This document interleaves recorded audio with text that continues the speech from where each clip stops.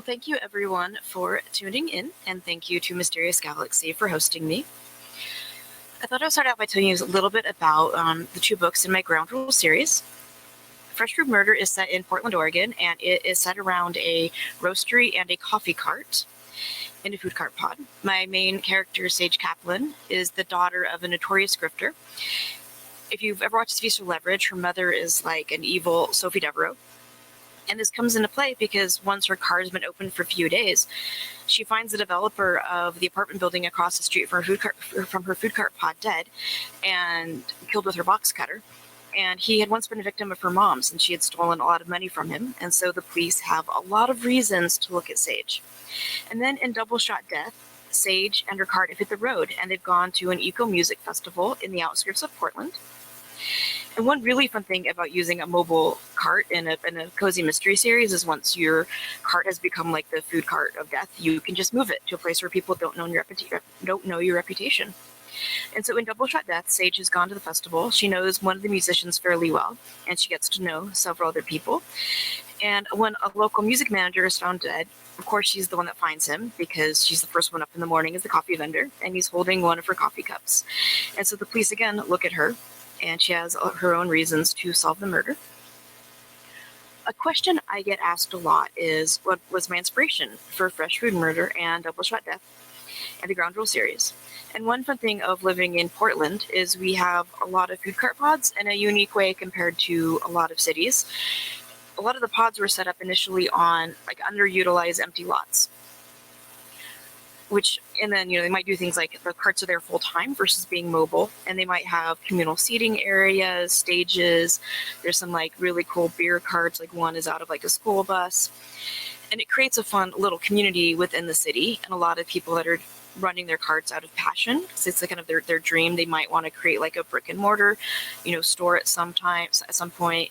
There's some different breweries that have set up food cart pods next to their breweries. You can go like get a beer and then buy food from a cart, and the brewery doesn't have to provide food on their own. And also, when I created Fresh Fruit Murder, I really wanted to showcase the Portland that I know and love. And coffee is big in the Northwest. And if you read a lot of cozy mysteries, you'll know they're set in small communities. And a food cart pod was a really great way to create a small community within the bigger city. And it was really fun. A few years ago, there used to be a food cart pod really close to my house, and it was my dog's all-time favorite place to go. And he would ask for biscuits from the coffee cart, which is one of my main reasons for starting the series, and main ideas for starting the series. And one interesting thing about my series, it has more of a kind of a hipster and millennial vibe than you see in a lot of cozy mysteries, yet it doesn't alienate longtime readers of cozies. And it acknowledges a lot of city issues while not dwelling in darkness. And like a lot of cozies, of course, my main character kind of brings justice and balance back to her community after the murder. Well, thanks for hosting me. Is it fine if we stop with a short little bit? Oh. I'm going to ask a couple questions for us. Awesome. So, we're in the inception of your series, especially since the debut novel came out last year during the pandemic. How did that, if any way, change how you began to write the series? Well, I had finished the first book before the pandemic started. And so I think I'm trying to think, maybe even it had mostly been edited by that point, and so that didn't change the first book at all. And then it was really an interesting experience writing the second book in a pandemic world, because I hadn't realized how much I rely on going to coffee shops to write and just getting out of the house, and then setting a series setting the book at a music festival. I was like, wait, what is it like to be around people again? So it was a surprisingly kind of awkward and weird sort of book to write. But it was interesting because I originally had some stuff about the pandemic in the first draft, and my agent suggested taking it out and pretending the pandemic never happened in the world of the books, so it's sort of fun. It's almost like an alternate reality without the pandemic. Question from the audience. Was there a supporting character from this book or the first that changed between draft and publication? Well, originally, in the second book, Harley, initially, that's my character Sage's business partner, had a bigger role in the second book, but then I realized that I needed a character that would have more potential involvement with the murder, and so I actually wrote in a new character, a barista that now works for Ground Rules, and Harley stayed at home. Which is, so it would have been really fun to have her in the second book, but it did allow me to create, I think, a really fun secondary character that's going to be ongoing in the series that adds a nice contrast to my main characters. So you said that it's easy for, especially your series with a mobile coffee cart, to actually take the road. What are some of the more outlandish ideas you might have for where your coffee cart may end up? That's a good question. I have so many different ideas of where it could go. Like I had one idea of sort of like a Comic-Con situation, just because it would be really fun with lots of, unique personalities. And there's a little bit, one of the characters is like in video game development, so it would be a really natural place to go. And then I've thought about, one thing, there's a little bookstore on the Oregon coast that's invited me to use them in a mystery to put the coffee cart outside, and they're like, please kill someone in our store, you can use our name. And I love it, and so I'm really tempted to write little beach books death. Yeah, and I think about, because like in Portland we have Crafty Wonderland, which it's really fun. It's at the convention center, and like makers all over the city come, and you might see artists who do like illustrations. There's a couple of tea companies that were there, someone that does like syrups for sodas, people that make jewelry, all kinds, people that make stickers, and it's really fun to walk through because it's all sorts of like small businesses that all make their stuff locally, and I'm like it'd be really fun to set a murder there as well. As a writer, how often do you get the request of, can you put me in a book? I haven't gotten that yet, but I have been to multiple literary conventions where people actually auction off the name. And so like I was actually at a group convention, Mouse Domestic, a few weeks ago, and I want to say someone paid $1,000 to add a name to someone's book. I mean, and this is money all goes to charity. It was all going to like a literacy program.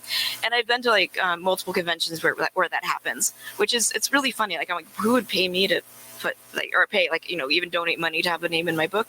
So maybe someday. And I haven't yet named any characters after friends, although that I have been tempted out of us just to be kind of funny.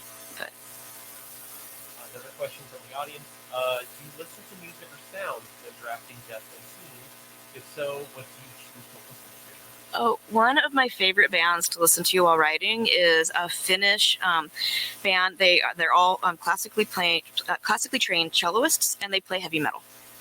So there's no voices, but it's all like Metallica and stuff like that. And they're called Apocalyptica. If you just go onto YouTube and look, they have a really great version of Enter Sandman. That's really fun. And it's even in front of a live crowd. And it's really funny to see them like headbanging and performing on their cellos.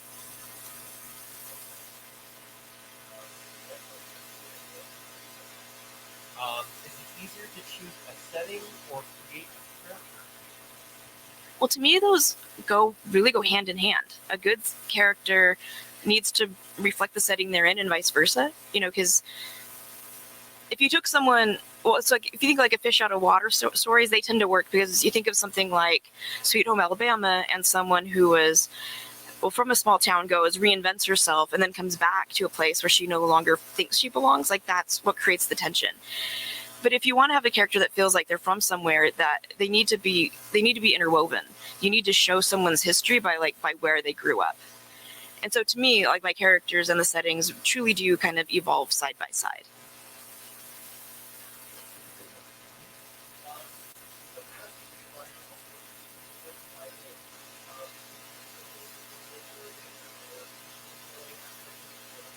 I really enjoy aspects of both because both have a different set of parameters you work in. With young adult, you have characters that are, under 18, and they can make some of their own decisions, but they have usually a structure around them that kind of keeps them from making certain mistakes. Although they can make some terrible mistakes, which is very fun in books. And then, in cozies, it's kind of interesting because suddenly, your characters are all adults, so they get to choose their own mistakes, but they also have a weight of history behind them that will also help. Either they have things that they're making decisions against or to try to work towards a different future. And so it is really, and also cozies have their own sets of tropes and expectations with the, limited on page violence, limited, no language, limited sexual content. And so it does create, the stories you create have to reflect also the expectations of the audience, which is really interesting at times. And so, I love being able to write both. And because sometimes I think of a story idea, it's really obvious to me what setting, like what the eventual audience for the series will be. Because, there's certain things like a really edgy, like YA, like heist just would never be a cozy, but maybe your fun knitting shop would be like a YA romance, but not really like an edgy YA or a very natural cozy mystery. I must ask, what is your coffee of choice? It's funny, I'm really a purist. I really just like pour overs, the occasional like latte made with oat milk, but I'm actually not really into like fancy coffee drinks. I really just like kind of simplicity. I do too. Audience question, the cover is gorgeous. Did you have any input for it? Not really. Well, I did give feedback. And so when it was really fun. My editor asked if I had any ideas for the very first cover, and I made a few suggestions. And then I received the cover for Fresh Brewed Murder. And I made a couple suggestions, like how about we use like a chalkboard font to replicate that their ordering menu with the cart and a few things like that, and they incorporated them. And then when it came around time for the second book, they asked like, oh, based off the first cover, do you have any suggestions for the second?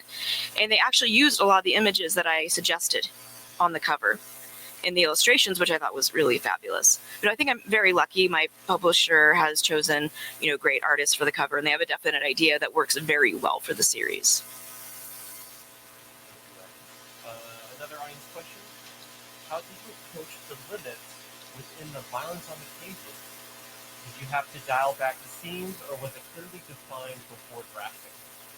Well, I think having read a lot of cozies, I knew what would fly and what the readers would expect and what would be natural. Although it was interesting when Agent and I originally selling the cozy, it was a little edgy for a couple cozy publishers, because I do deal with, there's like a homeless teen and references to, this teen that's probably been trafficked, and there's a little bit of mentions to some issues related to homelessness with, because like in Oregon, you could take your recycling in, like cans. You pay a deposit that you get back when you take them in and recycle them at grocery stores. And so, someone comes in to steal cans.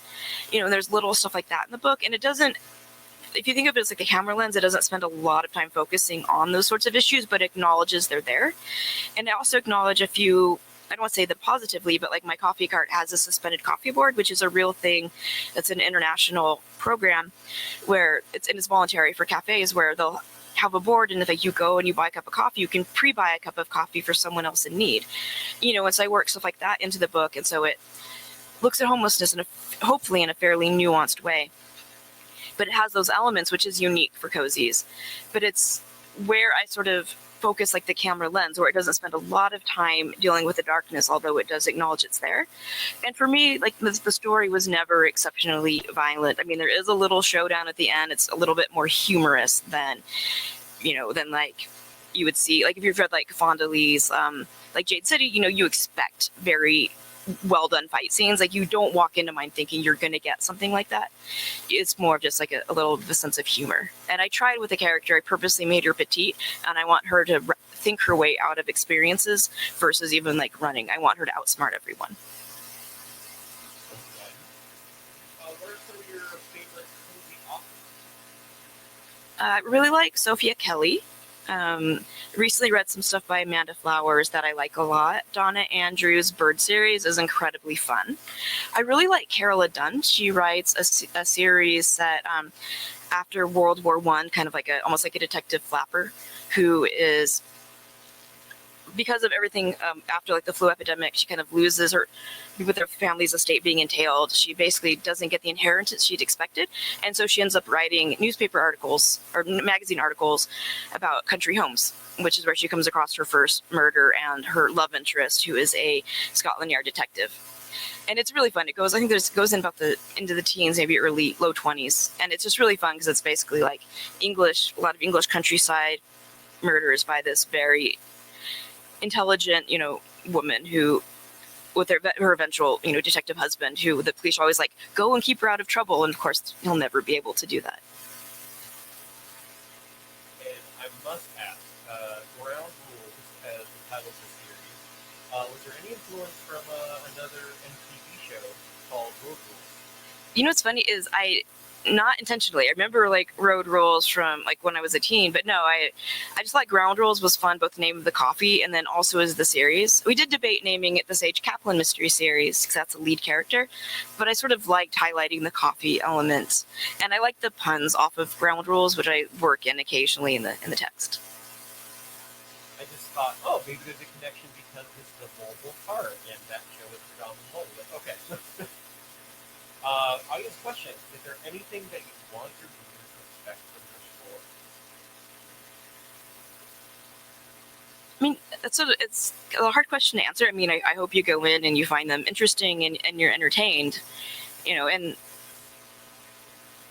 yeah, I mean, I hope you feel like you've entered the world of the characters and that you want to return to it again, and I think it's nice getting a little break from the real world, and hopefully my books are that, like a little bit of an escape while still feeling like it's a real world sort of story. Another question: was there a scene, moment that was edited out from the final draft that you really wish made it?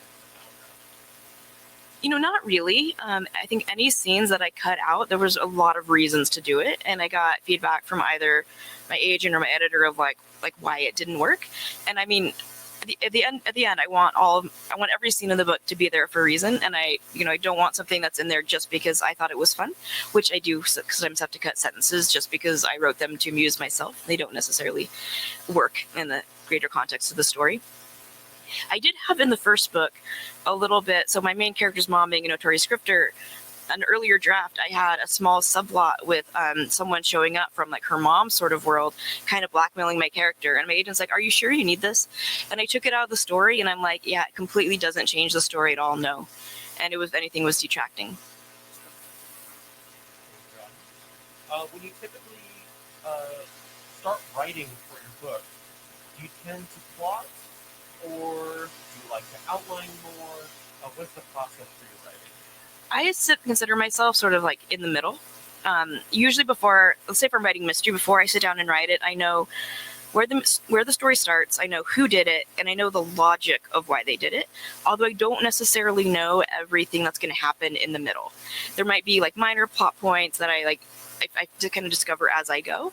Although one thing that I thought is interesting writing under contract versus being an aspiring writer is that one thing that I do is I send in a synopsis to my editor before I write like the next book in the series, and that is more thought out than my kind of previous outlines would have been, and so that is an interesting sort of switch that I wasn't expecting. So I've turned slightly more into more of a plotter, although I realize that and try to give myself a little bit of wiggle room for some of those fun things I want to discover as I write. And I think most people really do end up falling in the middle. I mean, I met one person who wrote like 50-page outlines, and I'm like, that's amazing. And then I've met people that are pure pantsers, but I think a lot of people end up following in that midpoint. Are you already working on the third book of the series? Do you have ideas on it? The third book is, let's say it's complete. There's probably another round or two of edits, but it is functionally on its own. It's going to be called Flat White Fatality and comes out in 2023. If you, Flat White's a very big coffee drink out of Australia that has been coming more and more to coffee shops in the US. And I just thought the name was hilarious. And then I'm working on some like rough ideas for potentially more in the series, and then, which we'll send over to my editor at some point and see what happens. Okay. Another audience question: do you write the scenes with linear timeline, or does it change per book? To an extent, changes per book. So I'm a huge fan of the program Scrivener. It's writing software, and I love using it because you can create like your book on the side with like chapters and scenes. Because sometimes like I'll be writing and I'll be a little bit stuck, and I'm like, wait, where is this supposed to go? And so I might skip forward to the next scene that I know needs to happen, or a later scene that I want to like write ideas down for. And a lot of times if I'm ever stuck and then I skip to the next scene and then I look back to where I was, and it's really obvious what I need to do to get to where I want the story to go. And so I met people that write the book like first page to last page, and they write it all like linear, and I jump around a little bit, but I also, because so much what happens later in the story is reliant on what happens early, I do generally go from beginning to end, although not exclusively.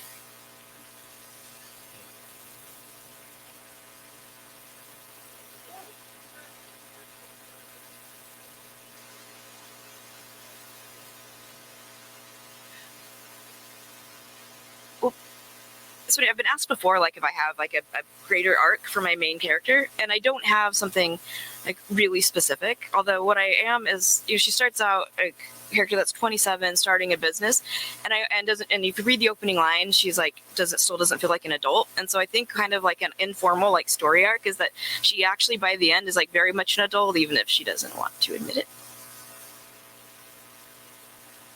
See, it's very universal. I think a lot of people are like, that makes sense. And aside of cozy and YA, do you have any plans to write in any other genres in the future? I think a lot of what I consider writing is mystery related. I have been working on a graphic novel proposal with a friend who is a phenomenal illustrator, and that would be a little bit fantasy noir, although it's not super noir because my voice just isn't that dark. And yeah, I mean, I could definitely see myself writing more cozies, maybe some standalone mysteries. A lot of it was going to see what I feel like writing and how my books do. Do I need to reinvent my writing career, or have I worked out a niche? That's the question we all ask ourselves. But I love reading really widely. A lot of, especially like where fantasy and mystery meet, that's one of my favorite spots to read. Audience question: is there such a thing as too much caffeine for your character? I would have to say no, but let's see what the author says. Yeah. What's funny is there's a side character in the second book who drinks an absolutely mind-boggling amount of caffeine, and it was a really fun character to write. And it's sort of funny. I would say my character probably knows when to stop drinking caffeine, but when you work in a coffee roast and you're doing coffee cuppings, you definitely get used to drinking a lot. And the more I think you drink, unless you have specific health issues, kind of the more you can. Thank you. Did you have to do any kind of research into like the medical impact of certain amounts of coffee, or because there's always some of those readers are like, excuse me, I think medically this one is not work. I haven't looked at that specifically, probably because a lot of the side characters maybe come to the coffee cart like once a day, and I try to show that my main characters are they know how much like coffee to drink, or they know how to handle themselves. I have done a little medical research. My books aren't really heavy into like heavy medical details, but I do a little bit of research whenever like you kill someone on the page, of making sure it feels authentic, even though I'm never going to get into the minutia of what actually happened to someone, because that's just not the sort of book that I write. What other research do you put into your book? Obviously, you live in Oregon, so you're kind of also speaking from experience, but yeah, what other research do you put into? Well, I've read a lot about the history of coffee. There's a really great book called Uncommon Grounds, which looks at history of coffee from the alleged beginning of like Caldy, the goat herder, who saw his goats suddenly energetic, and like, what did they eat? And supposedly discovered coffee beans that way. And there's a lot of really interesting stories of, because like Ethiopia being the home of coffee, and someone like stealing it and taking it to like another country to grow. And there's like a little book of coffee law, which is kind of fun. There's like Barista magazine, so I want to read on like what's happening now in the coffee world, which is also fun. And yeah, I mean, I've talked with coffee roasters. I generally find like a lot of baristas are really happy to talk to you as long as they're not busy. It's like if you walk into a coffee shop and they're slammed, you don't start asking for help. But if it's like slow and they're making a pour over, most people are more than happy, if you're legitimately interested, to talk about like what they're doing and what they like love about what they do.